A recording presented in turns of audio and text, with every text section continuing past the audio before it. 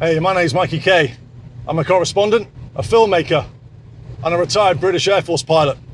For the next several weeks, I'll be covering the COVID-19 pandemic with GE HealthCare, speaking to industry professionals here in the US and all around the globe. And now I'm here in Madison, Wisconsin, in my RV. This is where my time with GE starts. It's been over 3 months since the first documented case of COVID-19, and since then the virus has evolved into a global pandemic. With challenging situations come remarkable stories. And nowhere now is that more true than in the healthcare industry. So I'm on a journey to find those stories of human persistence, courage, and innovation, of people that have been ready for this moment their entire lives. And I'll be doing it all from a new office, which also happens to be my home and my transport.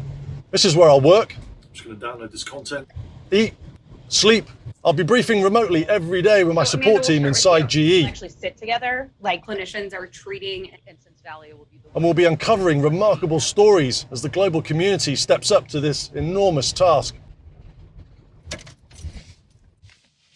And it's these stories, told from the inside out, that you simply won't want to miss. So follow my journey and their stories on GE HealthCare social media.